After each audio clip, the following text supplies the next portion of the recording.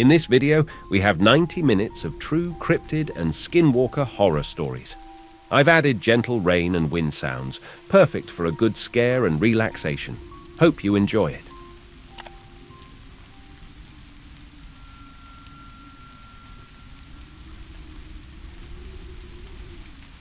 This is a personal experience that I had a while back. It still kind of messes with my head when I think about it. I'll be the first to say that all this stuff could have taken place in my head. The mind is a freaky thing and can play some pretty trippy tricks on you. Whenever I was scared as a kid, my dad had always told me that in life, you should not be scared of ghosts. Fear the living because they can actually hurt you. In my late teenage years, I came into some money after my father ended his own life, and I received an inheritance from him. At the time of my dad's passing, he and my mum owned a cabin up in Oregon by Mount Bachelor. The cabin had been put up for sale since my mum could no longer afford the payments, and renting it out was not covering the payments either. The cabin was set to go on the market for sale in less than a month, and was in the process of finalizing all the paperwork with the realtor and lawyer. So for that month's time, the cabin was not going to be rented out any longer and was going to be vacant. I saw this as a chance to get away for a while and clear my head in light of all the things going on. I quit work, packed up my snowboarding gear, grabbed my dog, and headed up in my dad's car that he had willed to me. I drove to the cabin. Now, this was our family cabin that my parents rented out throughout the year when we were not using it. I had keys to the cabin and also had the code for the alarms, so I did not feel the need to stop at the rental management company and advise them of my stay. This has nothing to do with the coming story, but felt the need to mention it anyway. My first 2 days at the cabin were normal, and nothing unusual happened. I spent my days playing with my dog in the snow and snowboarding.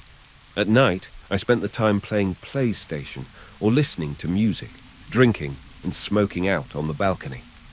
I had already stocked up on food, cigarettes, and liquor, so I was pretty much a shut-in aside from occasionally hitting the slopes. With my dog as my company and my PlayStation as entertainment, I was quite content and started to feel relaxed after all the drama that had preceded my outing. The cabin itself was 2 stories. The bottom story had a living room and a side guest bedroom along with a small kitchen. Upstairs had another 2 rooms along with a walkout balcony attached to the master bedroom. Most of my time there was spent either in the living room, kitchen, or master bedroom. I never ventured into the other rooms and always kept the doors leading into them shut. Open doors to dark rooms always creeped me out. Anyhow, the 3rd day came around, and I was going through my usual routine of playing with my dog. His name was Midnight, by the way, and he also since passed.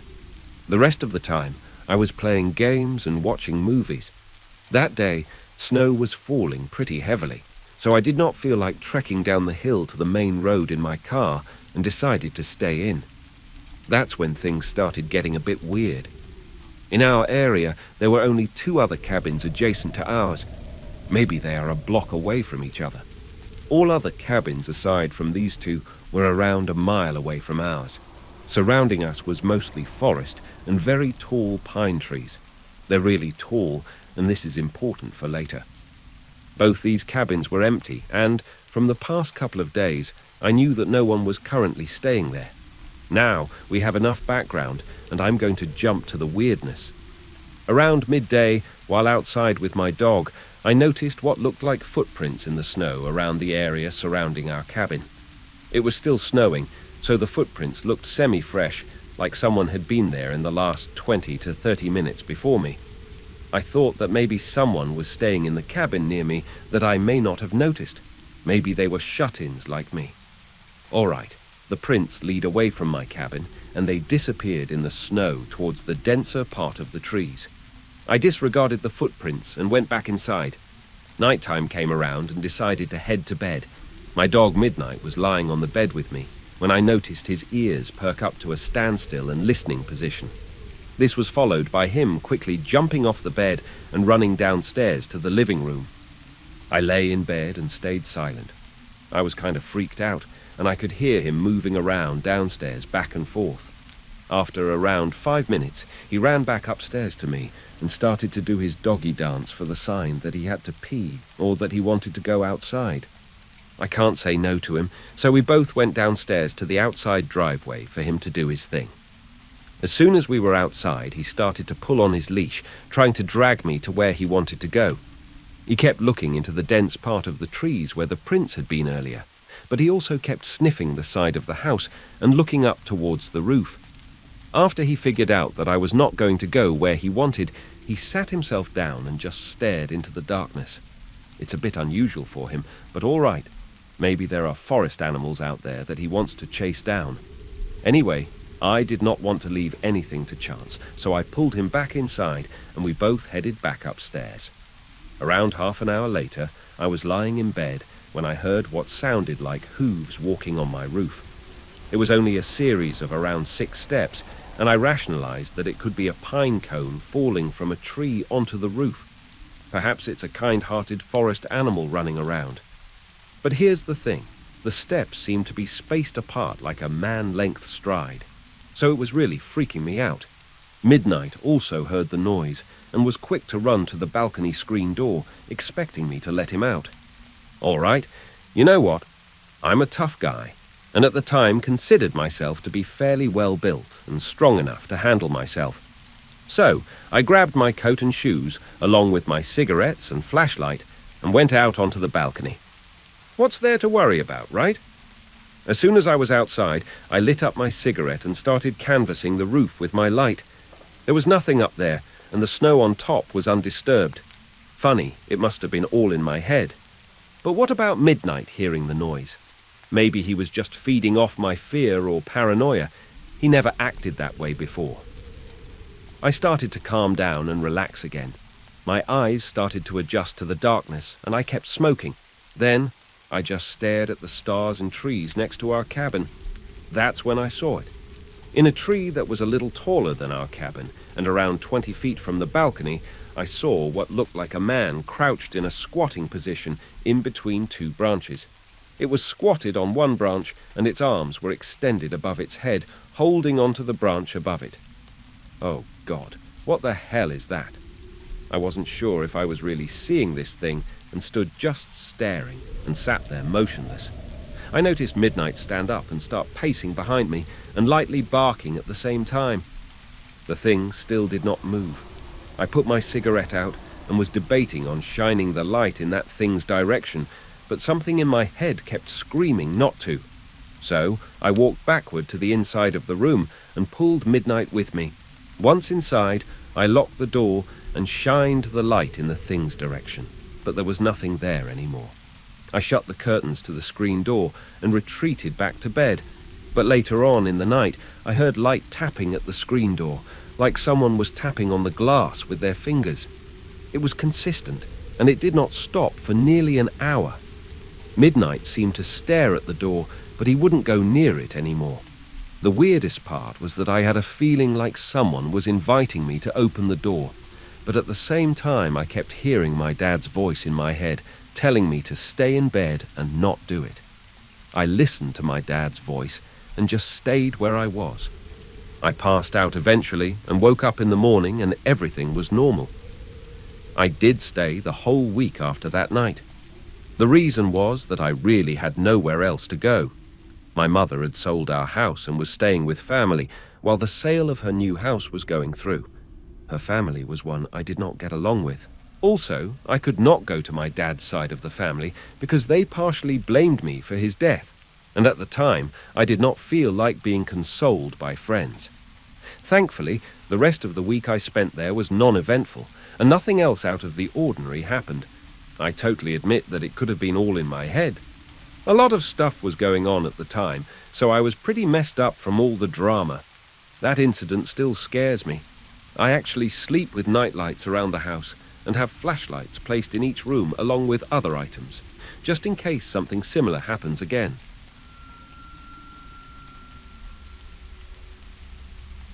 It was during my 3rd deployment to Iraq.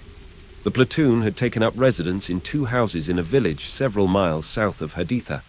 One day I heard our translator having a heated discussion with 2 local men. I grabbed my gear and my rifle and walked out to the road to investigate. I asked the translator what was going on. He tells me that these two men are crazy and assures me that they are not dangerous. I ask what they want, and he mumbles about them being superstitious or something along those lines. He assures me that everything is okay and my attention is not needed.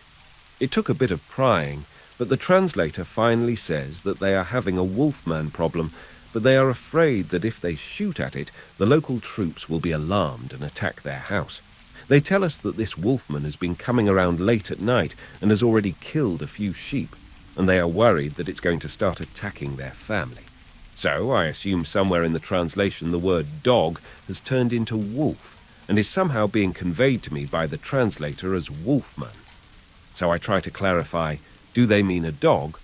The translator is a bit hesitant, almost like he's embarrassed that his countrymen are wasting everyone's time by believing in such nonsense, but they are adamant that their house is being besieged by a wolfman. Again, I ask if it's just a big dog, and no, it's a wolfman. So I ask if there are wolves in Iraq, and they are all in agreement that yes, there are wolves in Iraq. But there are no wolves in this part of the country, and it's not a wolf or a large dog that has been killing their sheep. It's a wolfman. The translator is trying to usher them away, but at this point I am very intrigued and still a bit confused over the whole dog-wolf-wolfman thing. So I ask them to describe what they are seeing. They tell me that every few nights it comes around, they first see it on 4 legs as it skulks around their small compound. But then it stands up like a man, walking on 2 legs. It growls and it has lunged at the men, but as they retreat, it turns its attention to the sheep, their own dogs refusing to help protect human or sheep. They tell me the creature has killed a few of their sheep, and that they have even found one of the bodies, ripped apart with portions of it eaten away. They have been hesitant to shoot for fear of troop involvement. The translator says that he has heard of such a creature, and even though this type of story has been spread through the area by various people, it is no more than superstitions and delusions. He assures me that there is no such thing as a wolfman. I tell the 2 men that they should feel free to protect themselves and their livestock. And with my interest piqued, I get the men to agree to allowing us to stop by from time to time and set up an observation post while we are out on patrol. A couple nights later, I join a night patrol and we head towards the house. We are greeted by one of the men, and he gives us entry to the compound. We go up to the roof and set out sentries to overlook a nearby bridge. About an hour later, the homeowner comes up with a panicked look on his face. He's talking really fast, excitement and concern in his voice and body language. He's wanting me to come with him. I tell 2 others to come with me, and we all follow the man. He leads us to the other side of the house, and we exit onto an enclosed courtyard where the sheep are being kept. The sheep are making plenty of noise, and the man is pointing to a dark corner of the yard. I strain my eyes to see what he's pointing at. Finally, I see it, a large wolf dog, just standing in the corner. I ask the other 2 guys with me if they see it too, and they both agree that it's a wolf or a dog. It moved behind a small section of wall, and I could hear popping and cracking noises, like joints or knuckles being cracked. When it stepped out from behind the wall, it was upright on 2 legs. It swiftly and effortlessly jumped the perimeter wall, and we could hear it running away on 2 feet. I conveyed to the man as best I could, if that thing ever showed up again, feel free to shoot it if he could, and if he did, to please let me know.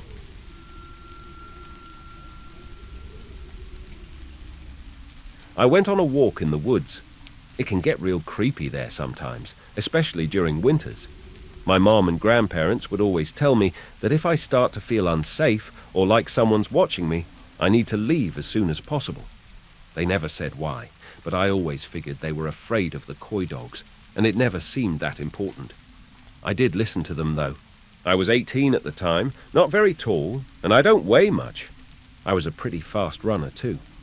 So one Monday afternoon, I left to go walking. I had been out there just 2 days before with no problems, but after walking for about half a mile, the feeling that I was being watched began. I kept walking for about half a mile until I came to the old logging road. It makes for a quick way around the woods, and it also connects to the road that my house and my grandparents' house are on. I was getting pretty tired of hiking through the snow-covered bushes and logs. I still felt like something was watching me, and just a few moments before, I could have sworn I saw something moving around in my peripheral vision. So, I decided to walk down the logging road instead. As I was walking down it, I heard the sound of chains rattling nearby and started looking around, thinking maybe it was just chains on a tree blowing in the wind. I couldn't find any chains, and I stopped hearing it after a second. I kept walking and was getting close to my grandparents' land when I heard the chains again. I stopped walking to look around me and check to see if maybe it was something I was wearing. It might be my jacket or my necklace, but it wasn't anything on me. I jumped around to double check and probably looked really stupid, but I knew it wasn't me making the noise. I decided I'd just go to my grandparents' house and walk back using the actual road. As soon as I started heading into the woods, I heard something. It sounded like my footsteps had been in sync with a second pair that were maybe 10 feet behind me. It made no sense because there had been nothing there just a moment ago. I took another step and heard something step at the same time from behind me again. I didn't turn around because I was too afraid to. On hindsight, it's probably a good thing I didn't. So I acted as if I was going to take a step forward, but stopped my foot right above the snow. I wanted to make sure I wasn't going crazy. Behind me, whatever there was there stepped down. I heard the snow crunch, then it moved forward again quickly. It must have known I'd figured out it was there. I started running towards my grandparents' land, and whatever was behind me followed. It sounded humanish, and the sound of the chains started up again when it started chasing me.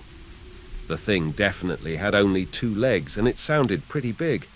There are a lot of thorn bushes, small trees, and other things that stay around all year, even in the winter.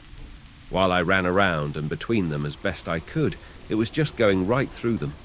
I glanced behind me for a second, and all I saw was a really tall, grey, humanoid blur before I looked back in front of me. The final stretch was the most terrifying.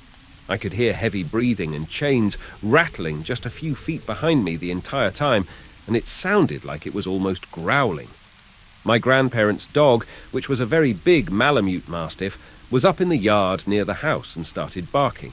But he didn't run towards me, and he just stayed by the house, barking. Then he ran with me to the house when I got close to him. We ran up to the door and went inside, and slammed the door shut. I didn't hear anything and looked out the window, but there wasn't anything there. The dog was leaning on me and shaking. My grandfather came to the door from upstairs after just a few seconds, and I started crying and told him everything. He became very serious and told me to not think about it and just forget it ever happened. I tried to ask him why, but he refused to tell me anything. I tried asking my grandmother too, but she didn't say anything and changed the subject.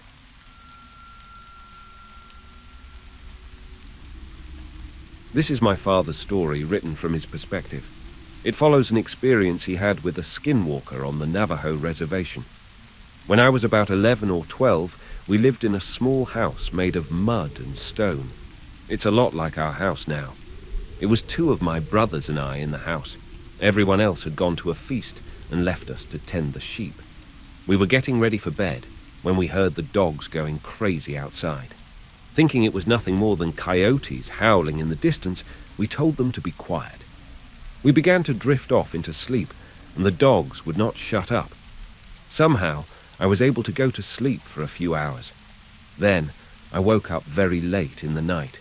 It was very quiet and still in the house, save for my brother's snoring and breathing. I realized I needed to use the outhouse and woke up my brother to take me there. He teased me about being scared, which I certainly was. We went out with our flashlight to the outhouse. The dogs began with their crazed barking out in the sagebrush, going from one place to the next. My brother went first, and I waited outside for him. While waiting, I tried to follow the dogs with my flashlight. Suddenly, there was a very loud whine from one of the dogs. Then everything went quiet again. It was really too quiet for that time of year. Not even the sheep were making noise.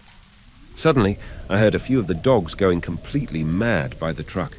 When I looked over, there was this man. He was unbelievably tall, leaning on one arm on the cab roof of the truck.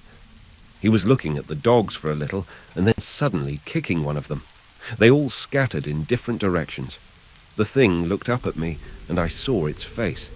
It had a pure white face like a full moon, 2 burning red eyes, and a slight smile that was pure black.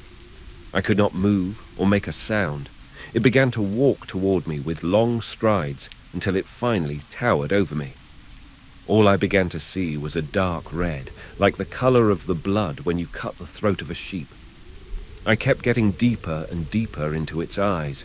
I could faintly hear my brother coming out of the outhouse. With this, the thing looked up at him. Reality came rushing back to me. I noticed that my brother was too distracted with his buckle to realize what was going on. I also noticed this thing's long hands hovering just inches from my head. Its skin was black ash, and it smelled like a bloated dead animal in summer. I was still unable to move or speak while the creature began to move toward my brother. Finally, noticing this figure, my brother became paralyzed as I was. Closer and closer it drew, reaching an arm out toward my brother's head. Something finally snapped in me, and I became unbearably angry. I broke from the trance and lunged at the thing, raising my arms like a wild animal and baring my teeth at it. A growl came out that I never knew I could make. I became angrier at the thing that was trying to hurt us and made myself look more imposing. It kept that smile at first, but the angrier I got, the more the smile faded. Finally, with everything I had, I began to make this primal roar at it. It fell backward and ran away into the night. Looking back at me, its eyes were dim and dull, its smile now long since gone. The next morning, the family returned home from the feast. After relaying the story to my parents, they quickly hired a medicine man. The creature did not visit our home again.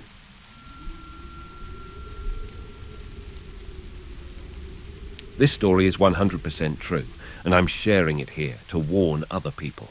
There's definitely something out there, and to this day, I still don't know what it was. Nor have I gone into any woods or forest whatsoever. If you don't believe me, that's completely fine. Read this as a fun story at your own expense. But for those of you out there with an open mind, or who have seen something yourself, just know you're not alone.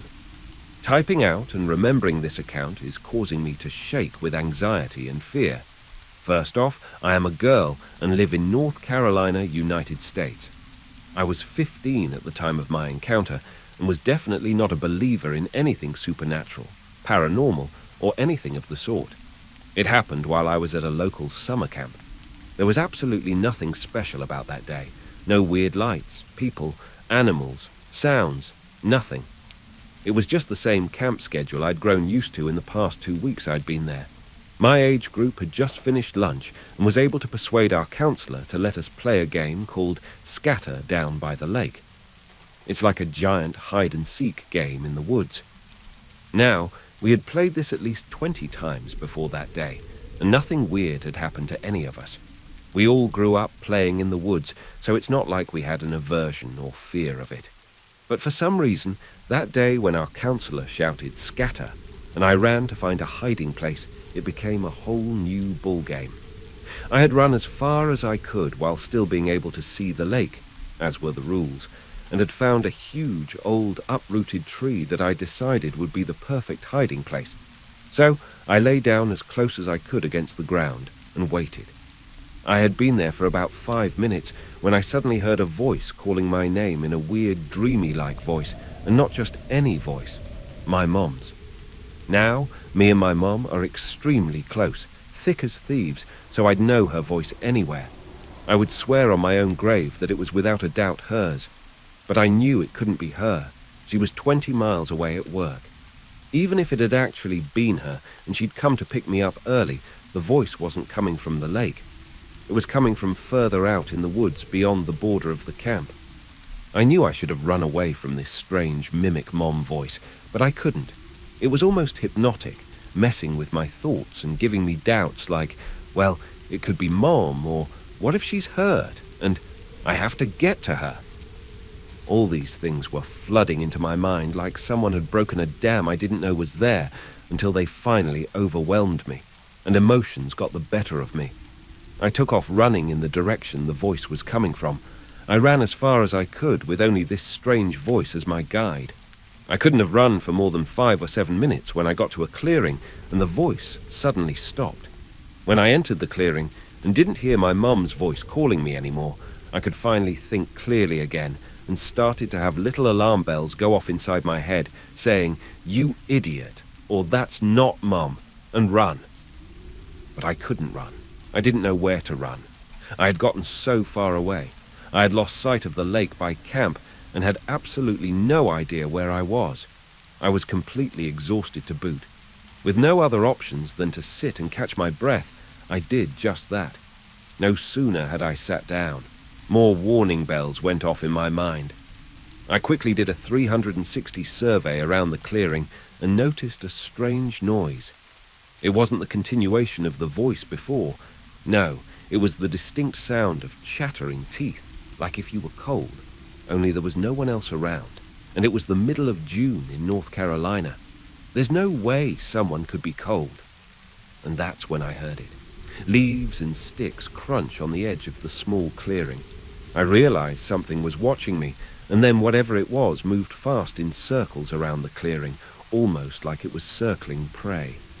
It was at that moment I knew whatever it was had led me out there away from the rest of my group, exactly like the predator my instincts had been screaming at me that it was. Without any other option other than to try and escape, I took off in the direction I thought I came from and sprinted as fast as I could, all the while hearing the chittering of teeth and sticks crunching behind me. I didn't know what to do. I didn't dare turn around to see what was chasing me. I knew that if I did, it would slow me down, and I absolutely would not. It felt like a lifetime running away from this thing before I finally saw the lake. Even though I didn't think I could, I ran faster than I ever have in my life when I broke the tree line and ran to the lake where I knew my friends were. At that point, I felt safe enough to stop and look back and see just what had been chasing me. But when I did, I only saw a fleeting form running back the way I had come and the distinct sound of chittering teeth. When I finally found my counselor, who was the seeker to find all of us, I was hysterical with fear and hugged her as tight as I could. When I finally calmed down, she tried to get me to tell her what happened, but I just asked, "Were you calling my name?" Before she even said anything, I already knew the answer. After all, it had been my mom's voice that led me away from everyone else. But what she replied with was so much more bone-chilling to me. She told me, "No one called for you."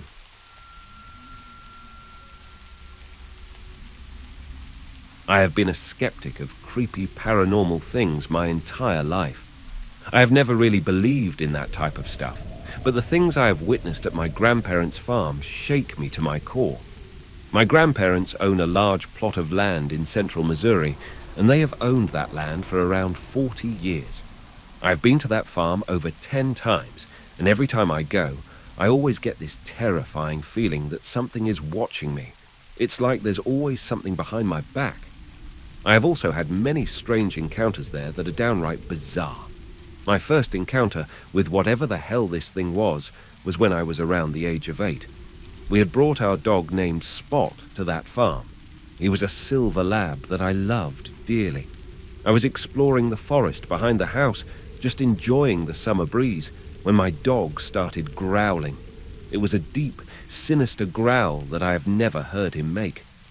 I turned around quickly to see what he was growling at, but could see nothing but forests along forests. While my eyes were scanning the area where my dog was growling, some animal shot out of the brush so fast I could barely see what it was. Before I knew it, it was gone. I sat there for what felt like an eternity, absolutely flabbergasted by what I just witnessed. From what I could see of it, it looked like a coyote, but the speed at which it moves was absolutely insane. In hindsight, it moved at like 90 miles an hour and made almost no noise. But the most creepy part was that the place it jumped out of didn't even make an imprint of where it was lying. From where I viewed it jumping up, I should have been able to easily see where it was hiding. Shocked by what I witnessed, I just decided that was enough and went back inside the house. My second encounter happened when I was around 10. I was visiting the place and, like usual, I was getting the feeling I was being watched. That first day was normal and nothing really creepy happened. I was just spending quality time with my family. But when night came, that's when weird things started happening. I was trying to sleep in the twin bed that was shared by my mum's brother when he used to live there. Then I heard tapping, not tiny little taps, but loud taps, almost like banging. This was coming from the direction of the window. I slowly sat up and looked at the window, but there was nothing, so I assumed it was just some animal or something like that. 5 minutes passed, and there was no more tapping, and I was drifting off to sleep. Suddenly, there's a very loud slam directly on the window. I'm not talking about the sound of a hand slamming on it to call for someone's attention. It sounded as if something absolutely massive collided with the window. I shot up so quickly that I nearly passed out. I decided enough was enough and grabbed a flashlight in the drawer and shined it out the window. There was nothing. About 10 long seconds passed, and still there was nothing. I was about to go crawl into my mom's bed when I heard it, a screech. It was a terrifying screech that I don't think was achievable by any human. It was so loud it pierced the quiet, peaceful summer night. I can't put it into words what that noise sounded like, but it was dark and horrible, and I still remember it to this day. I froze. I was unable to move any muscle as I was so scared. I was sitting there still as a statue, petrified by what I heard.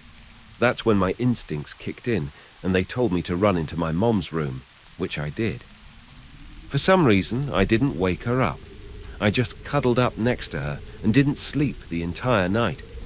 All I could think of was that sound, that horrid, terrible, bloody screech. My next encounter was when I was around the age of 13. I was back at my grandparents', just enjoying my time like I usually do when my grandpa suggested that we go deer watching. I agreed because I had been doing this for as long as I could remember, and it was never an issue, and it was extremely fun. So, we took the Polaris and went out at around 6 to 7 in the evening to look for deer. We decided to go into the easternmost pasture because that's usually where we spotted the most deer. 30 minutes passed, and we had seen a few deer, but not as many as we usually do. This is where it begins. I get that feeling again, that dreadful feeling that something is there, in the shadows, watching me. This time, it's a lot more intense, like it's right up behind me, but when I look, it's never there. However, it appears that my grandpa feels the same presence as me, too. Just to let all of you know, my grandpa is a very laid-back individual. He's always joking and having a laugh. The only time I've seen him to be very serious was when my great-uncle died a couple of years ago. So, when I start feeling that I'm being watched, my grandpa goes from a happy and laid-back expression to a very serious and alert expression. He gripped the wheel so tight, his knuckles turned white, and was constantly looking around like to make sure something wasn't following us. He then made a massive U-turn out of nowhere and started heading back to the house. I asked him what he was doing. He replied, "We're heading back to the house." The tone of his voice was cold and serious, like he had witnessed someone being murdered. At this point, he was gripping the wheel even harder and was absolutely going pedal to the metal, full speed back to the house. I decided not to ask any questions until we got back to the house, which we did in no time at all. Once we were there, he rushed me into the house, constantly checking his back to make sure something wasn't there. When we were inside, he closed and locked the door tight. His behavior was very alarming, and it really shocked me to my core. I decided that all of the stuff I had witnessed was enough, and only asked him one question. "What the hell is going on here?" When I said that, he looked at me and gave me a cold expression. He calmly said, "I have some things I need to explain to you." We then sat down for 30 minutes, and he explained that this thing that was living on his property has been there since the day he moved in. He and my mother experienced the same thing that was happening to me during the first few years of living here. He explained that he has seen whatever this thing is, and that it doesn't like new visitors. That's why I was experiencing all of these problems. He told me about all of the things that he had witnessed and experienced, and they seemed to have been pretty similar to what was happening to me. He told me that he knew this was going to happen to me. They were always watching to make sure I never got hurt, because he knew this creature better than anyone else. We talked some more, but all of it was the same. It was now late, and he decided that I couldn't sleep alone, so he had me sleep with my mom. We luckily promptly left the next morning. I have not been back since that day. In addition to my own encounters, there are a few other weird things that happened on that farm. Recently, we brought my sister's horse there, and the first night for the horse was hell. My sister's horse has always been very friendly and not shy around humans. But on its first night, it was just bizarre. It was restless and making noise. The next morning, my grandpa woke up and was doing his usual chores. He went to go feed the horse, and he noticed that the horse was acting very weird, extremely shy and timid. When he took a better look, he was shocked. The horse had 3 10-inch gashes down its side, like something had clawed at it. It was ruled out that the horse ran into the fence, but I think otherwise. Also, around the same time, my grandparents adopted a dog and named it Panda. Panda was a Jack Russell Terrier who was 2 months of age. 5 days later, he was found dead with deep puncture wounds on his body, with his neck slashed up. They ruled it out as a bobcat or mountain lion, but I also think otherwise. I don't know what the hell this thing is, but something tells me if I go back, good things will not come.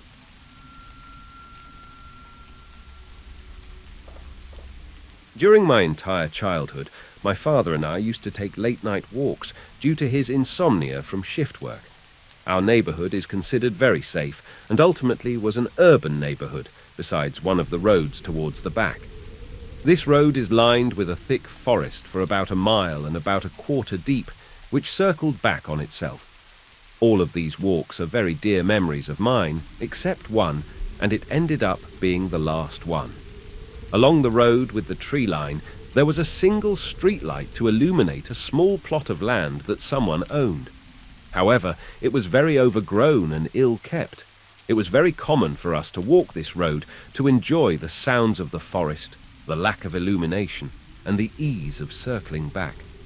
One ordinary night, as we're walking and making conversation, my father abruptly stops and pulls me close. He puts a hand over my mouth, crouches with me, and points towards the single illuminated plot roughly 100 yards away. At first, I didn't see anything and thought he was pulling my leg.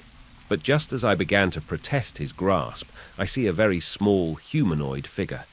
It's roughly 3 feet in height, scrawny, and with long limbs.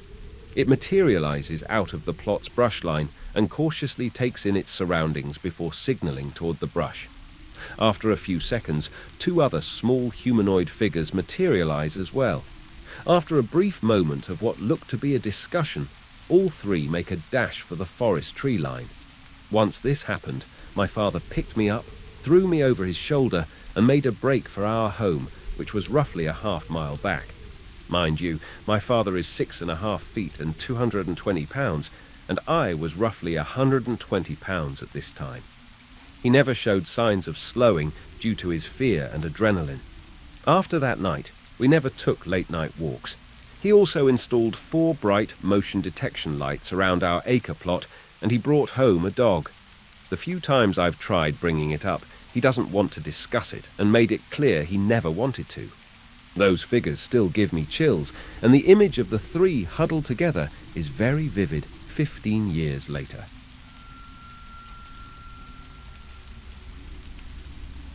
I had a very scary experience happen to me in 2017. Since then, it has stuck with me throughout the years. I was about 16 at the time, and I am half indigenous. I was visiting my uncle on my mom's side, which is my indigenous side, at his cabin located in the woods of northwestern Maine. I was driving my grandpa up to visit them for the fall season. The cabin was rather small and could only accommodate my uncle, auntie, and grandpa, so I was told to sleep in the camper that was set back further into the woods. That evening went by as usual. My auntie made dinner, and we all laughed and shared stories, and eventually turned in for the night. I took a flashlight, and started my way out to the camper. About halfway down, I shut off the flashlight and looked up to admire the night sky. It was at this point I noticed how quiet the forest had become. There were no birds or sounds of crickets or rustling leaves, just pure silence. I suddenly got this intense feeling of dread deep within my gut, and the hair on the back of my neck stood up. The voice in my head told me to bolt to the camper as fast as I could. For some reason, my instincts told me I didn't belong there, and something was watching me. When I made it to the camper, I slammed the door shut and double-locked it, closing the window blinds. I swear I could hear my heart pounding in my ears as I laughed at myself for getting so worked up over nothing. The entire night I was restless in my sleep. I couldn't help but hear footsteps and movement all around the camper. I told myself it was just curious animals and grazing deer, but my dreams were haunted by something I couldn't see. Unfortunately, this would not be my final experience that weekend. By morning, all seemed normal. I thought about mentioning what had happened to my grandfather over breakfast, but I was worried that he would brush me off as being over-dramatic or being too used to city life. I let the odd night slide off my mind as I enjoyed the day with my family and their big shepherd Frank. Just to calm my nerves, I asked Frank to accompany me in the camper that evening to ensure I felt safe. The walk back was once again fine until I began to enter the tree line. I'm not sure if it was because I was feeling nervous as well, but Frank seemed to be on edge with his ears perked and head on a swivel. That night, he slept in the bed of the trailer with me. I felt safer with the dog there. However, I had an extremely awful dream in which, when I awoke, Frank was staring at the wall of the trailer with his hackles standing on end. When the morning hit, I packed my bags to leave in the afternoon and brought Frank out of the trailer. I led him out to the small field between the cabin and the thick woods. I was kicking his ball for him to excitedly chase, grab, and return to me. We continued this game until I kicked the ball a bit too hard, and it rolled right down to the edge of the woods. Frank raced down to grab the ball until his full sprint turned into a full stop, digging his paws into the dirt meters past where the ball had landed. He was standing stiff, fur on end, ears pinned back, and unmoving. I called for him to come, which he always responded to, but he didn't even acknowledge me.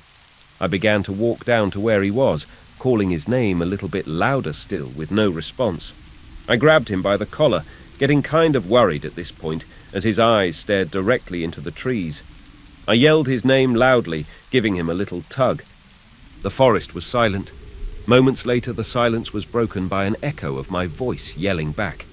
However, this echo was delayed and distorted. It sounded like me, but also not like me. I froze and looked into the dark woods, holding my breath only for another scream to come from the woods in my voice. I immediately turned and booked it back to the cabin. I came to my auntie crying and trying to tell her that there was something out there in those woods. She comforted me and told me it must have been nothing, although she seemed as if that was not the answer she wanted to give. My family is rather superstitious, especially me, and I'm guessing she didn't want me to overthink anything. I left that afternoon, and I have not been back since that weekend. I don't have any idea of what I experienced. I'm not sure if I'm dealing with a cryptid, bad spirit, or just an overactive imagination.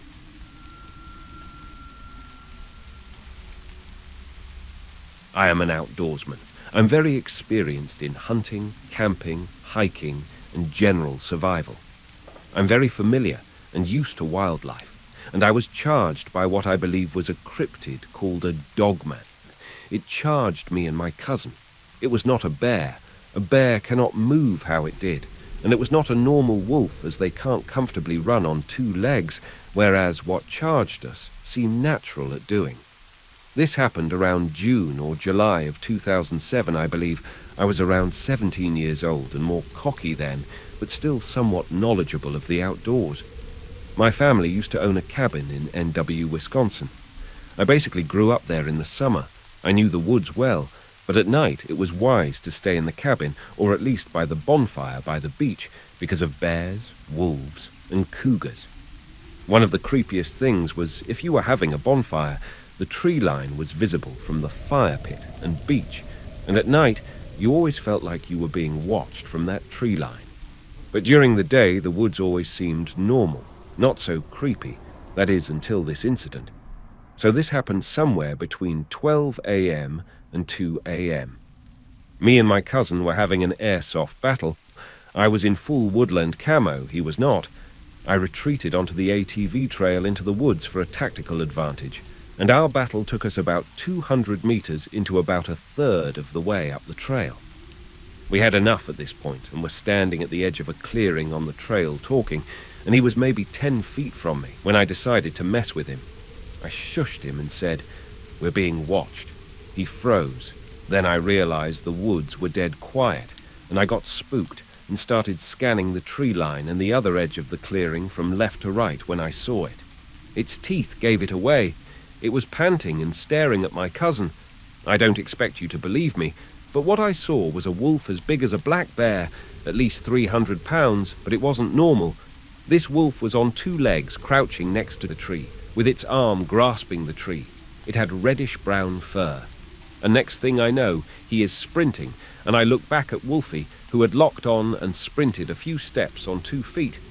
And then I turned and ran when it looked like Wolfie was dropping to all fours. It charged us and sounded right on our asses, barreling through the brush, but for whatever reason let us go when we broke out of the tree line and headed for the cabin. What stuck with me the most was the sheer size. Wolfie appeared to be nearly 7 foot tall when upright, and where it should have had front paws, it appeared to have large clawed hands.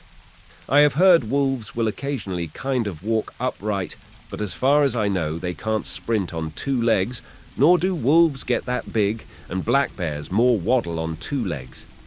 The closest description is silly, a werewolf or dogman.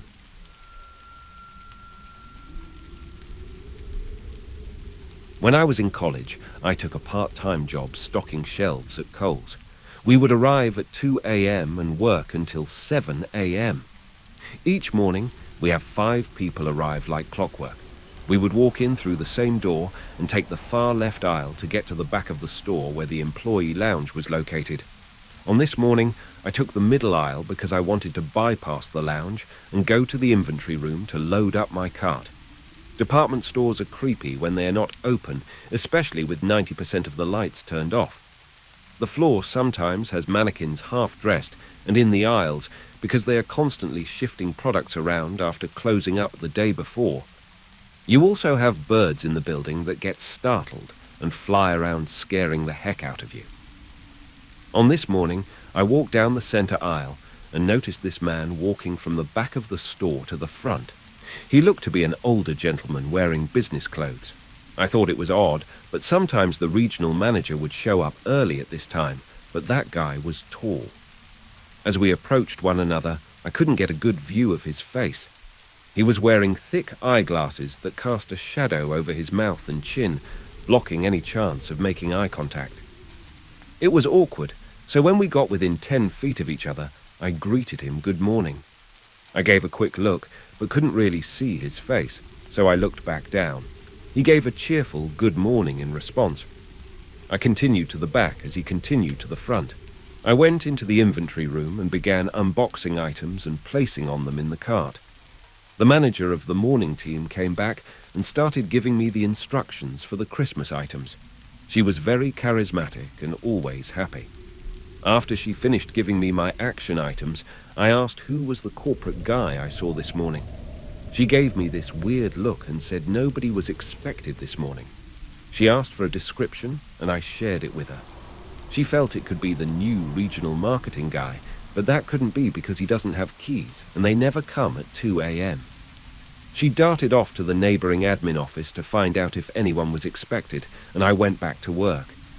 20 minutes later, she came back saying that nobody was expected, and the security system showed no entries since closing the night before. She joked, asking if I was pulling one on her or if had been drinking. I told her to check the cameras because I definitely saw someone. She asked if I would go with her to the security room to check the camera feed. I agreed, and she grabbed my arm and walked me to the room. She joked, saying we should go see if we can find your new imaginary friend on the cameras. I was really amazed at the technology Coles had. They were not using the cameras for security purposes, but for business as well. She explained they had software that would capture shopping behavior that helped Coles identify where to put items on the floor. I was pretty impressed. She pulled up the interface for the cameras and set the dial to the hour we arrived, and it started to play the first camera angle. I saw myself, but there was nothing else. I couldn't remember exactly where we crossed paths, but I thought it was in the area this camera was showing. She asked if I was drunk again. My mind was blown. I really started to question my sanity and said there was no way he's not on film. She pulled up the next camera angle, and this time we saw a shadow figure moving around in the back next to the walls. It was quickly scrambling around, weaving through the clothes racks with the clothes moving around on their hangers. There was no visible human being. It just looked like something dark and short running through the women's section. I went from questioning my sanity to being completely freaked out.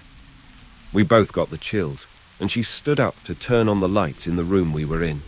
We were both in disbelief. After viewing it again, she suggested viewing all the angles to make sure this is real. She clicked the next camera pointed in that direction.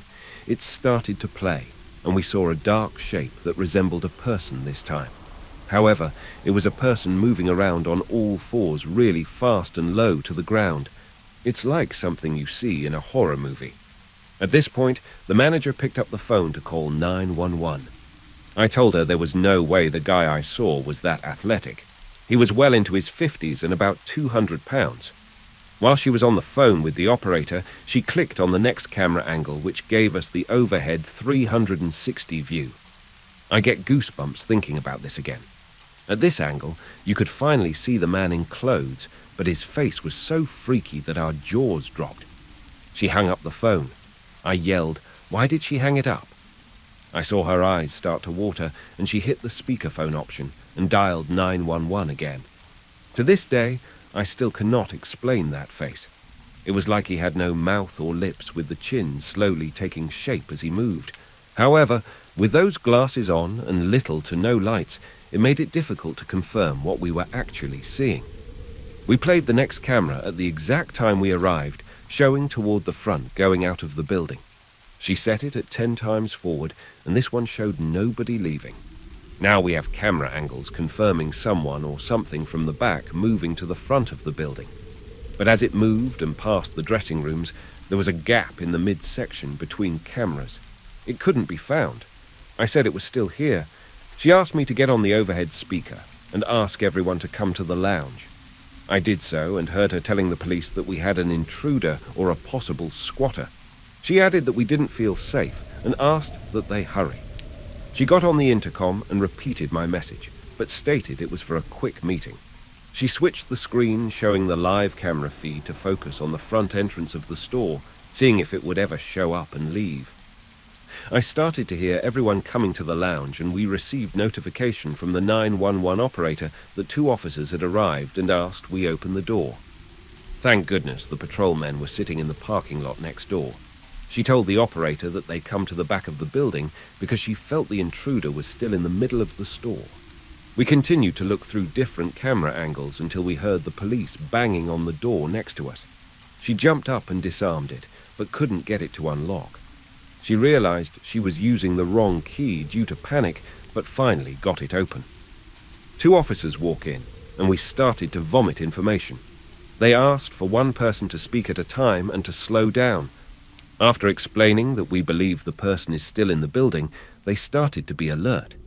One cop said he would stay with us, and the other volunteered to walk the floor. The cop who stayed asked to see the video. I sat there watching the officer's face instead of the video. I couldn't watch it again. He was disturbed by what he was seeing. He kept saying these are not normal moving patterns and asked if we thought it was a dog. He kept rewinding, and I suggested he look at the other angles. He got 10 seconds into the other video and grabbed his radio on his shoulder and requested assistance. He specifically requested 5 of the closest patrolmen in the area. He looked at the video system hardware and asked what year it was purchased. She explained it was brand new, and he asked if the brightness could be increased. She brightened it, but it didn't help, and then came the distorted face scene. He said, "Holy hells, this guy is not human." He started to question the quality of the video. Then I told him I saw the guy this morning, but he looked normal considering it was dark. I explained that we both said good morning and he was wearing typical business clothes. I shared that his face looked odd because his thick glasses cast a shadow on his face. I noticed he felt relief after I explained, and we continued to go through the footage, and he kept saying this is really freaky. This guy went from a demon running on all fours to a casual guy from a distance. He claimed he had never seen anything this bizarre and definitely felt he was still in the building. Within 5 minutes, the other patrolmen started to show up, and they did a search of the store area. We all stayed in the back watching the cops watch the video. After looking through all the videos and searching the floor, nobody was found, and no video showed him leaving. They got out their paperwork and started to interview us. During this time, we viewed all camera angles in fast mode to see if we could see him before we all arrived. We found one instance where a coat fell from the hanger onto the ground, but nothing near it. There was no video of anyone except the crew that closed. The entry system log was shared, showing no intrusion or access request was made. In the end, they had no idea who it was or what exactly happened. A report was filed and the video was taken. The cops went to the neighboring stores and went through their video feeds. They got nothing. We opened at the usual time, and no shelves were stocked beforehand. To this day, we don't know who or what that was. Thank goodness, no other similar encounter happened again.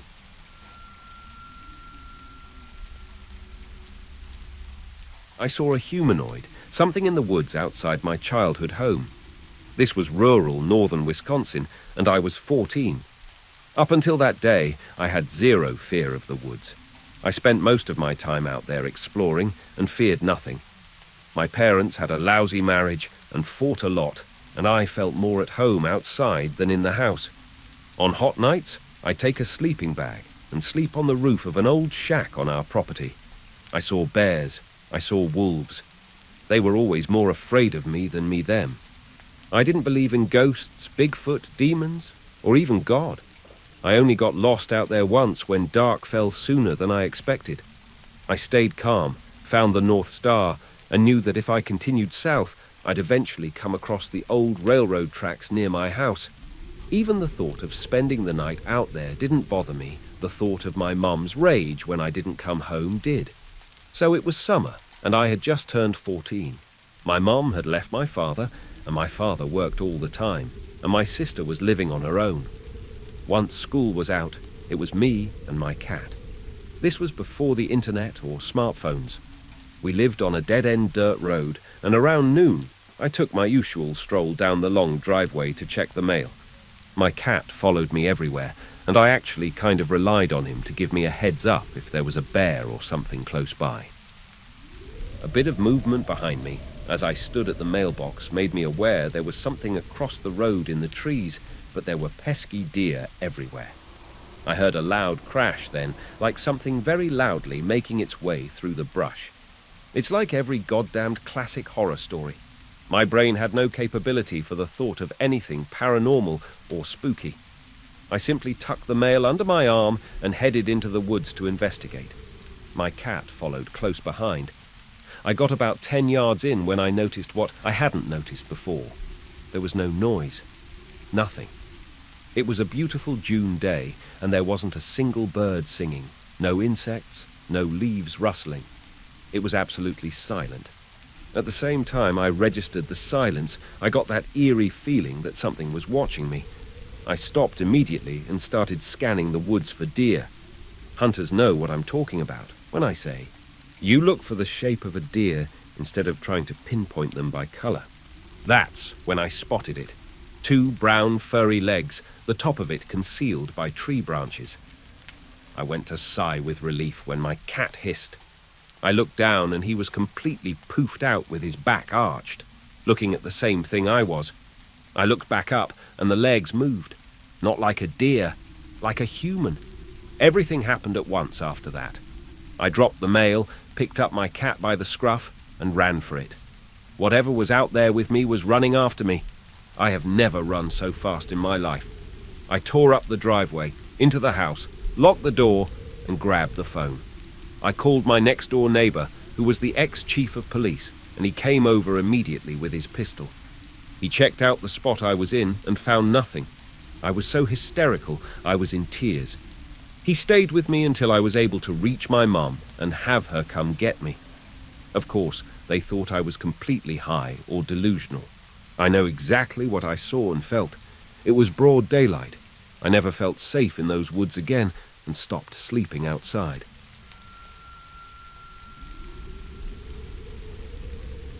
This is a story my family told me when I was growing up. We live in a rural community on the Navajo reservation. My aunt and her 2 brothers were home alone while my grandparents had left for the evening to attend a chapter house meeting. They were in the house, and like many people from the reservation, they didn't have electricity. It had been dark outside for about an hour, and my aunt and my uncles were getting ready for bed. Outside, they heard noises, as if someone moving things around outside.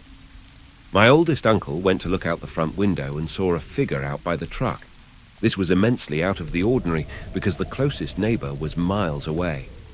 Whatever it was opened the truck door and began to dig through the personal items that my family had left in the vehicle. My aunt and uncles were frightened by the sight and knew that they should take action. They took out the rifle and all steadied themselves to hold it up. They flung open the door and aimed the gun at the dark figure. The figure turned and started to walk towards them, totally unfazed by the weapon. My uncle pulled the trigger, but nothing happened. The figure drew closer, and my aunt began to smell something like a rotting corpse. It was so strong it made her gag. My uncle continued to pull the trigger with no luck, and the figure came closer and closer. Off the distance, headlights were coming up the road. My grandparents were returning. The figure looked toward the lights and started to move away and tucked itself behind a tree near the house. My oldest uncle ran toward the truck with the gun. My grandfather got out of the car and my uncle pointed to the tree. The thing was poking out its head to observe what they were doing. My grandfather ran into the house and over to the stove and grabbed a handful of ashes and rubbed over the gun and placed an ash-covered bullet into the chamber. He walked out onto the porch and fired toward the tree. Whatever that thing was didn't expect the gun to go off. The gunshot echoed and the dark figure began running. My grandma chased my aunt inside and my uncles and my grandfather went after it. There weren't many roads or paths, so as my grandfather and uncles chased after the figure, the truck was bouncing and the headlights were not fixed on one particular spot. My uncle swears that whenever the headlights would hit the figure he saw a woman. Not only that, whoever it was running on all fours like a bear. My grandfather eventually stopped the truck, and as they neared the ditch that drops about 20 feet, he got out and began to yell in Navajo. My uncle says that he was yelling about a local woman. He yelled that he wasn't scared and that he knew it was her and to leave his family alone. A few days passed, and there was news that the woman that my grandfather was yelling about had passed. I've always been told that if you know who the Skinwalker is, say their name and it will kill them.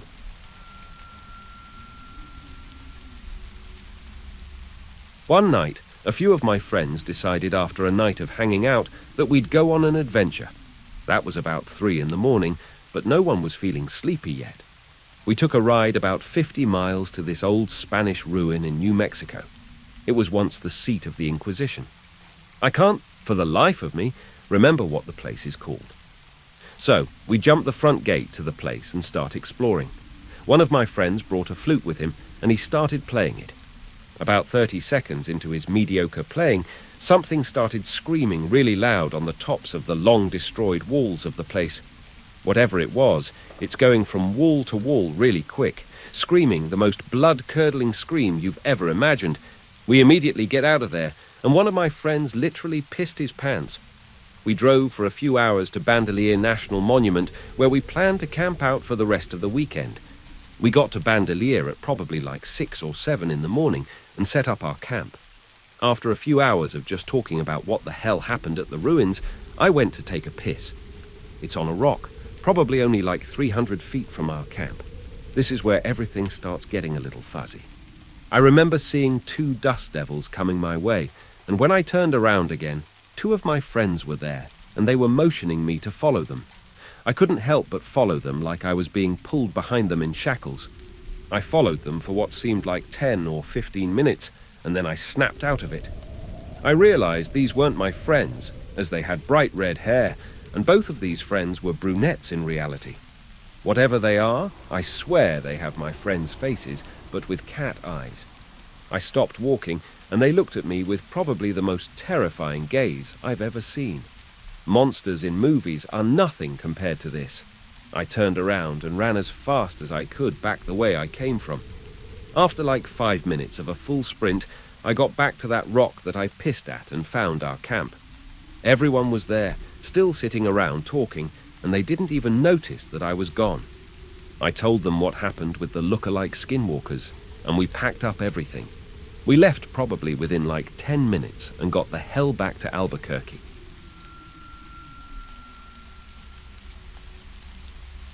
As many of you might already know, many Navajo people, including my family, are very reluctant to speak about skinwalkers.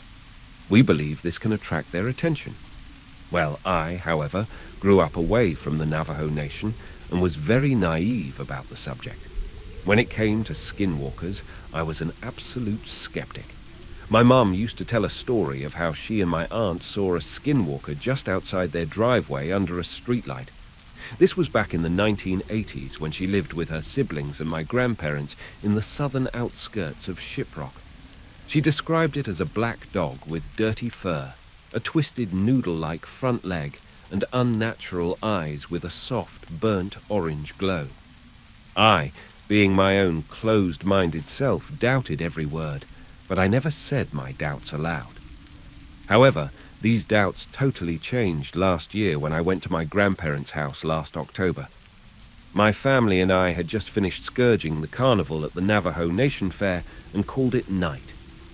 The house was close enough that we could walk home in just 10 minutes, so we did. When we got there, it was about 9 at night, where we stayed up until about 2, catching up about family affairs and the local news. It was during that time that I just decidedly opened my mouth and blurt out the question.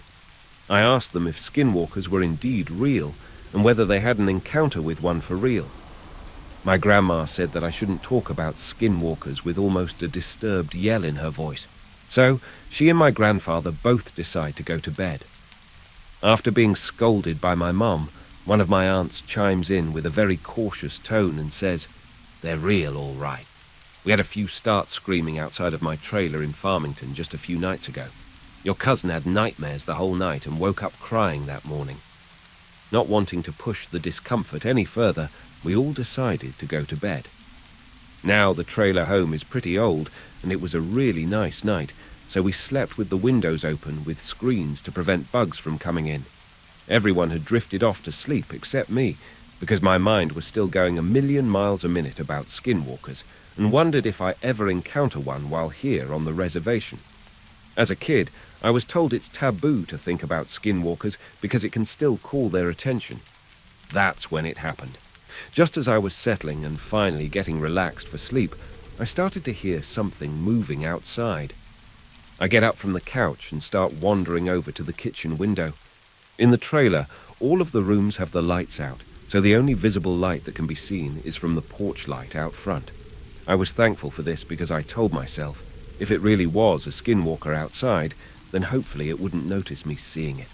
So, I muster up the courage and take a quick scan of the outside. From the porch light, all I can see is the dusty ground and the vehicles that my family drove along with some old metal trash cans that stood beside the road. Looking for about a good 5 seconds, I wasn't able to see anything, so I was getting ready to turn around and walk back to bed, thinking it was just a stray cat or something. I only have taken 2 steps. Then I hear what sounded like a distorted scream coming from outside, definitely close by. My fear rising, I look outside again, and there I see it. A coyote-like figure was staring in my direction from behind the cars, just outside of the reach of the porch light. Only it looked awfully wrong, and it gave off an evil vibe just from seeing it. It was grey with very disheveled hair and a horrific orange-red, soft glow came from its eyes. I backed the hell out and ran back to the bedroom. It was at this moment I had begun to also notice an awful stench in the air that smelled like rotting meat. I started trying to wake up my mum. At first, she was groggy and annoyed as it was the middle of the night. I quickly tried to explain in a shaken voice that there's something scary outside. She said that it was probably just a stray animal, as these wander all the time in the area.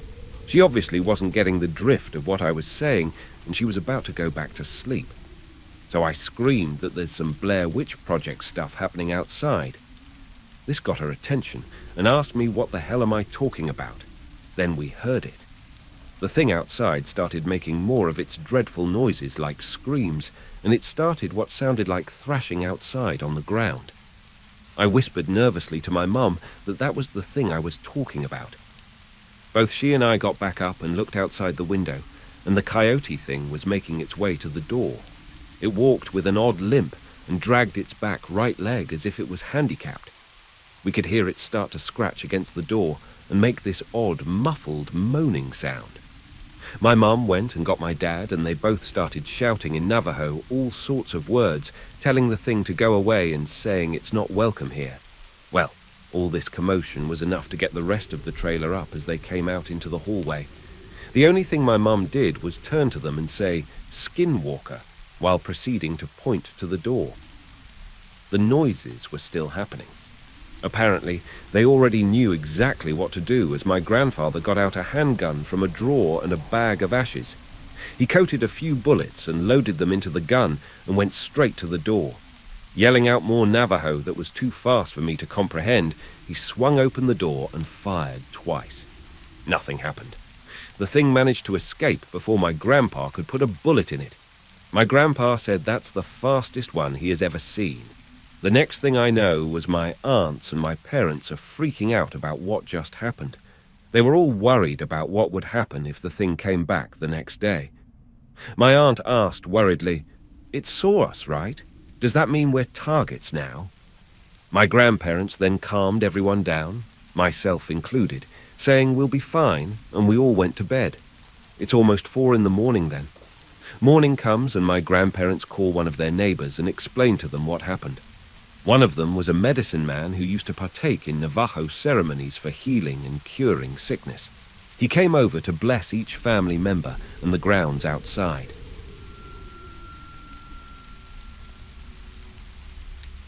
In October of 2016, I encountered what I believe to be an extraterrestrial inside my house. It was a normal Friday evening at first. I was in college and was living with my dad at the time. He had gone to sleep at about 10 p.m. and I stayed up until around midnight. I turned off my TV and went to lay on my bed, where I promptly pulled out my phone and began browsing Reddit. This lasted for about 45 minutes before I finally decided to go to sleep. I realized that my throat felt a little dry, so I got up to get some water from the fridge. My room used to be a second living room off the kitchen, so there's no door on the frame except for a thick curtain. As I approached the curtain, everything was normal. The only thing that seemed a little off was how quiet it was. No crickets or cicadas were chirping outside, which there always were. It was quite unusual since I live in a secluded country ranch house. I could still hear my dad's white noisemaker in his bedroom, though. I pulled the curtain aside to step out into the kitchen and experience the single most terrifying thing in my entire life. Behind the curtain was what I believe to be an extraterrestrial. It was facing the hallway to my dad's room, and it was in a crouch position. We had a nightlight plugged in right above the kitchen countertop, so I assume it was trying to avoid that light. Its skin color was a sort of dark and metallic gray. As I pulled the curtain all the way back, the alien turned his head sharply to look at me. I gasped and was immediately overcome by an immense sense of dread and terror. I was quite literally paralyzed by fear. I just stood there with my hand on the curtain, mouth agape. It stared at me for a couple of seconds, and then everything went black. I regained consciousness an hour later and was lying on top of my bed, the covers still made. My heart was pounding, and it felt like it was beating 1,000,000 times a minute. I saw something on my left, which was the darkest part of my room. and had a door leading to our carport. Standing over my bed were 3 dark grey figures. They were tall, and their heads were nearly touching the 7-foot ceiling in my room. I turned my head, stared at them, and began to experience the same sense of terror as before. It was the exact same sense of dread and paralysis. I was unable to move, unable to speak, and unable to do anything except look. This time they looked at me for much longer than a couple of seconds. It felt like it lasted a full minute or more. At the end of that minute, the being in the middle leaned in a little bit and moved its hand toward my foot. It tapped its finger on my foot 3 times slowly. Each time it tapped, a strange sensation pulsed through my body. It was just a weird energy that I can't really describe. After the 3rd pulse subsided, the being stood straight again, and then everything went black again. I regained consciousness yet again, a minute or 2 later. I was still on top of my bed, covers still made, and I immediately began to cry. I don't mean just a tear or 2, I mean that I was literally just bawling my eyes out for the next few minutes.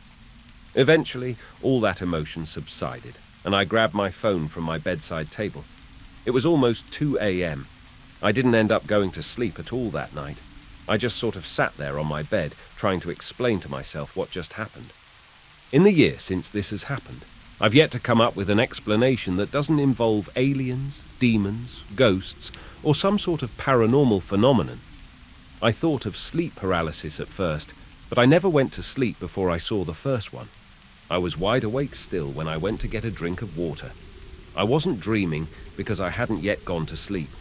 When the 3 came right after I thought that, it could be sleep paralysis since I woke up on my bed and was unable to move or even scream when they looked at me. But how did I get in bed when the last thing I remember was looking at the first one in my kitchen? I know you hallucinate when experiencing sleep paralysis, but how did I see 3 distinct beings that essentially remained motionless, and what the hell was that sensation whenever it tapped my foot? If it was sleep paralysis, I've never had it before, and I haven't had it since. If it was some sort of spontaneous mental breakdown, I've never had one before and haven't had one since. If it was just some bad nightmare, when did I go from browsing Reddit and getting a drink of water to asleep and having a nightmare? Every time I think about it, I get an uneasy feeling just thinking about the dread I felt that night. It makes me feel squirmy and nervous. That night felt like death, but I don't know if whatever was in my house or whatever I imagined was malevolent. I don't know if they hurt me or did anything to me or my dad. I don't know if I was crazy, sleep-deprived, or actually encountered aliens in my house. I've seen and felt some strange things before and after, including lost time. I've also seen what I believe to be UFOs and animals on the ranch we live on being mutilated. The lost time thing was a little freaky. I was texting my brother about Fallout 4 in the middle of the morning. I was in the middle of a response, lying on the bed in my room when time seemed to skip. All of a sudden, I was sitting on the couch in the first living room opposite the kitchen to my bedroom. 7 whole hours had passed, and I didn't remember any of it. There were 2 texts from my brother about an hour apart, the first of which was him asking if I got his text, then the second was just a couple of question marks. I was confused and didn't really know what to do. The UFOs thing is self-explanatory. I've seen lights fly over my house in the night. There is an airport about an hour away, and I see planes on occasion, but these lights are always either too fast to be a plane, too slow to be a plane, or too quiet to be a low-flying helicopter. The animal mutilation thing is the saddest part for me. I have about 10 barn cats that I feed regularly. They keep away rattlesnakes and bugs and whatnot. Most of them are spayed or neutered and vaccinated, but new ones show up still and get pregnant somehow. Every so often, one of them gets killed by a mountain lion, stray dog, coyote, or by other cats. It's gruesome, but it happens. However, there have been a couple in the past few months that have made no sense, and all have been the same way. They would have a single cut down the middle of their bodies, running from their jaw all the way to their genitalia. The cut goes all the way through their sternum and everything. It's always perfectly straight, and none of their internal organs or anything is damaged. It's like someone took a razor or something and slit them. We found them on our driveway. and the private road leading to our driveway. There's never any blood, and the cat is just dead on the ground, already in rigor mortis. It makes no sense, and it makes me sad, because I've raised most of those cats since they were kittens.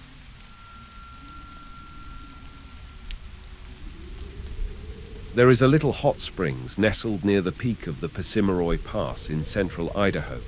Though it is hidden in plain sight and sitting quite literally on the shoulder of the road, it is not a well-known attraction outside of the valley.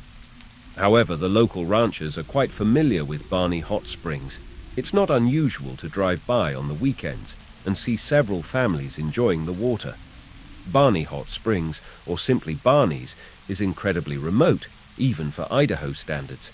It's at least an hour of driving over rutty dirt roads to the small town of Salmon to the north. If you need a hospital, it's over 2 hours to get to the regional hospital in Idaho Falls to the south. To say you're in the middle of nowhere at Barney's is an understatement, but the seclusion is one of Barney's major drawing points. There's also an odd abundance of tropical fish swimming in the year-round warm waters. You can sit back, relax, and take in the surrounding views of the mighty Rocky Mountains with little in the way of distraction. But Barney's isn't all it seems to be on the surface. An event several decades ago turned this little hot spring from a local retreat to a local nightmare. One autumn afternoon, 2 truckers stopped for fuel at my parents' gas station and cafe in Howe. They were hauling a load of hay over the Persimmon Pass, headed for a delivery point somewhere in Utah. As the truck fueled, the 2 men settled down at the cafe counter and ordered coffees. Sipping his coffee, the older trucker struck up a conversation with my mother and the regulars in the cafe. He seemed a bit on edge, but was normal in comparison to his younger partner. That young man was clearly shaken and didn't say more than a quiet, "Yes, ma'am," or "No, ma'am," to my mom. He kept his attention on the cup of coffee he cradled in his shaking hands. As the older trucker and the others conversed, he brought up a peculiar event that had happened to them that afternoon. They had crested the Persimmon Pass and were coming down into the little lost valley. As they approached Barney Hot Springs, standing in the middle of the road was what looked to be a child. Bringing the truck to a stop, they soon realized in horror and fascination what was before them. It was not a child, but an odd, humanoid creature. Its body was slim, with long, slender limbs and a squat little torso. The head and eyes were large and amphibian-like. It was not standing any taller than a preschooler. They could see its green skin shimmer in the brilliant midday sun. Dripping with water, it was clutching a large bundle of what could only be described as hundreds of eggs. The creature watched the truck come to a stop, then awkwardly walked over the rest of the road and down an embankment. It was obvious from the trail of water it left behind that it had just come from Barney Hot Springs. On the other side of the road was a small stream hidden in dense willow bushes. No sooner had the creature disappeared, the 2 truckers were driving away as fast as their Cummins engine would take them. My mom and a few regulars at the cafe took in the man's story with silent, somber expressions and comforting head nods.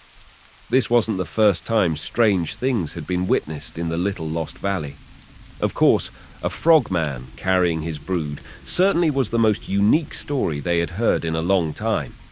The regulars told the trucker not to get too worked up over the incident, as it could have been the autumn sun playing tricks on their eyes. The reassurance seemed to calm the men. They finished their coffees in a few quick gulps and headed out the door. My mom and the regulars had a good chuckle over the men's story and went on with their day. The following morning, on October 28th, one of the largest earthquakes ever recorded in Idaho struck the area. The Bora Peak earthquake was a magnitude 7.5 and could be felt hundreds of miles away. It destroyed farm infrastructure, roads and bridges. It even killed 2 children on their way to school when a brick building in Challis, Idaho, collapsed on top of them. It was a horrific and frightening day for everyone in Idaho.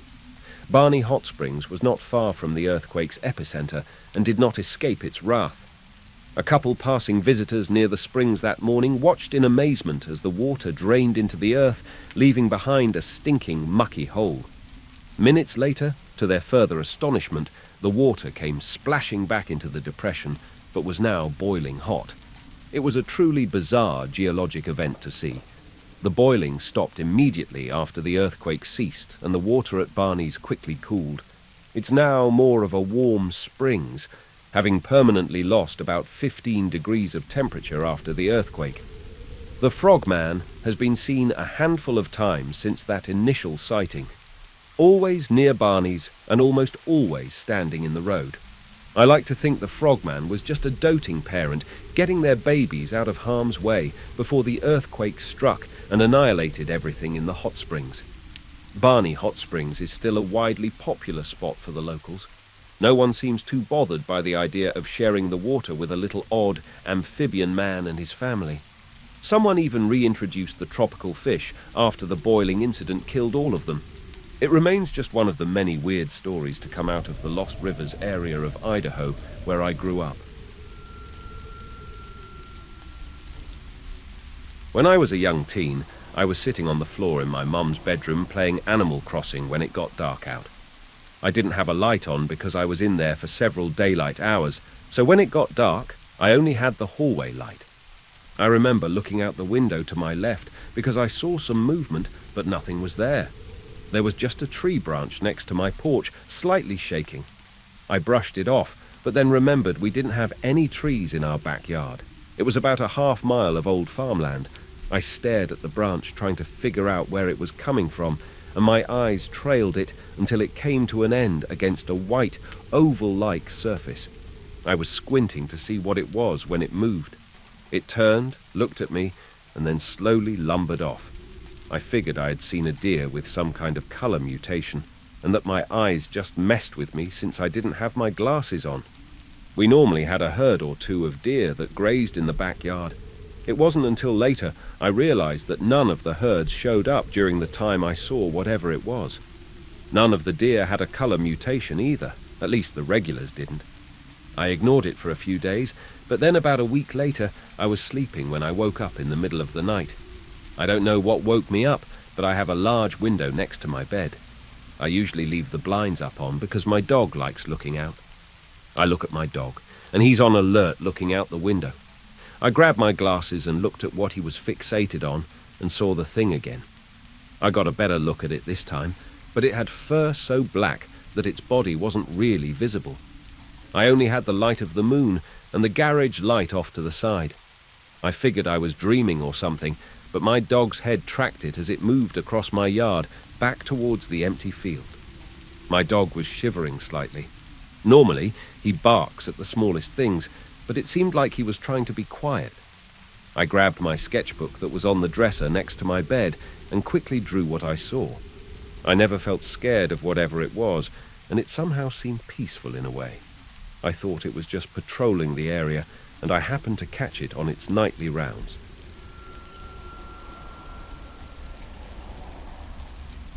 I grew up in Kodiak. It's an island off the coast of Alaska with a small town and a couple of smaller villages surrounding the island. You can't get there unless you take a ferry or hop on a plane. Naturally, there wasn't much to do back in high school. I'd spend my time smoking out with my buddies and walking the trails. One normal day, I thought it would be great to pick on my already paranoid friend, Alex. The native Alutiiq elders always told stories of the Ahauluk, which are very similar to skinwalkers. These beings were once humans who were cast out from the village and turned to black magic to survive. There's an unwritten rule that you can't talk about them, and very rarely would you get the opportunity to hear about someone's personal experiences. I thought to myself it would be funny to scare the crap out of my friend Alex, right? I tell him everything I know of the being while we were out strolling through the trails. The sun starts to go down, and we're all a bit creeped out, so the three of us decide to head back to the car. As Alex is taking us home, our mutual friend Bernard asks if I could buy him a pack of cigarettes. He just needed to run and grab his $10 bill from his room. So Alex and I listen to some tunes while we wait for him. He returns surprisingly quick and says, "I've only got $3, maybe tomorrow, man." "Okay, no problem," I replied. We say our goodbyes, and we head toward my house so I could get dropped off. As I'm sitting down on my bed, I get a text from Bernard. It said, "Hey, where'd you guys go? I thought we were getting cigarettes." I reply, trying to see if he really forgot our conversation not even 10 minutes prior. He's adamant that he ran inside and tore his room apart looking for his money. By the time he found it, he ran outside and saw we already left. He thought we just ditched him. So, I tell him I could still get him his smokes and walk over to his house to see if he's just messing with me. He stands by his story to this day, and I believe him.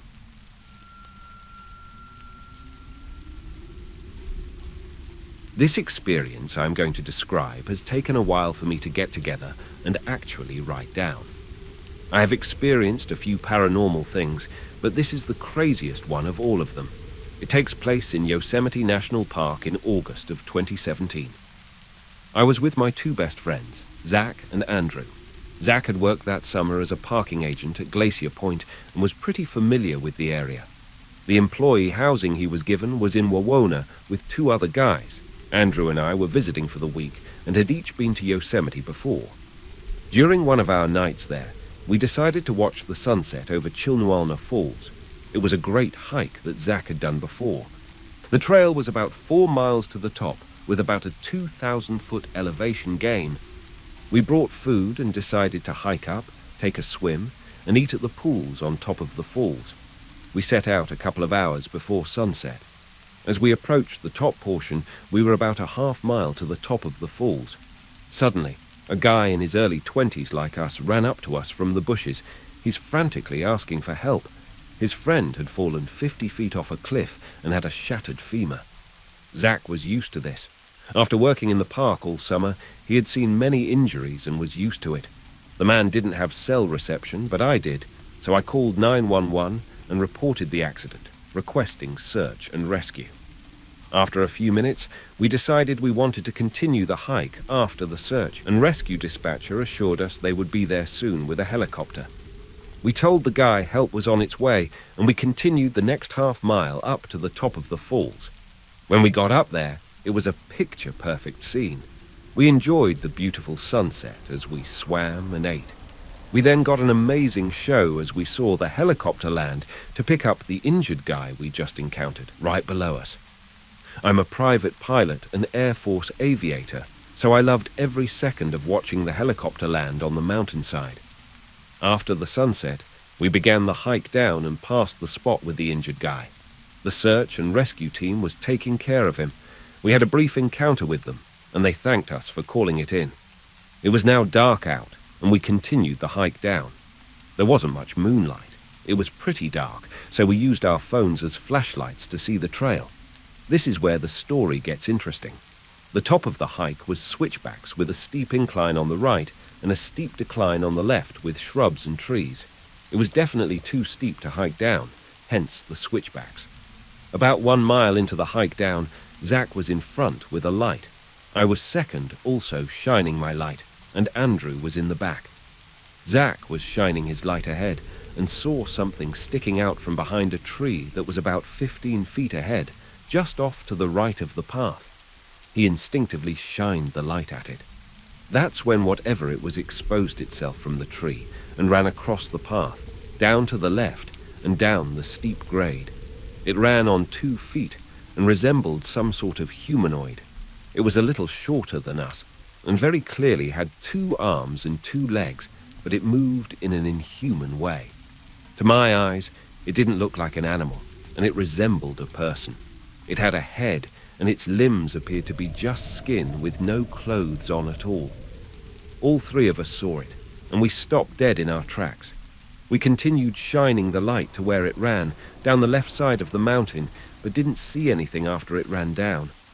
We were absolutely terrified, none of us really knowing what to say because we had no idea what we saw. The worst part was that we had another 3 miles to hike down and 1.5 miles from the trailhead to Zach's house. We were worried knowing that this creature could be stalking us and was nearby. Luckily, we made it to his house, terrified and exhausted, but without harm. Whatever it was must have been just as scared of us as we were at it. I've done some research and my best guess would be a Skinwalker, but it didn't try to lure us into the forest with it. We had a subsequent experience a couple of years later in Tioga Pass, right outside of the Tioga gate of the park. We were camping in a closed campground in Tioga. In the middle of the night, I woke up to piss. Before exiting the tent, I saw an orb about 5 feet from the tent, floating across with a bright light.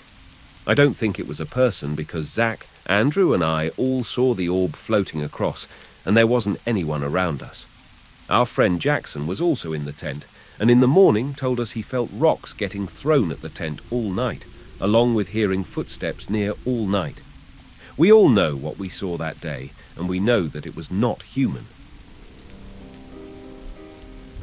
I'm glad that you're here with us today. Please don't forget to leave a like and subscribe to the channel if you enjoy a good scare. As always, thank you for watching and see you in the next video.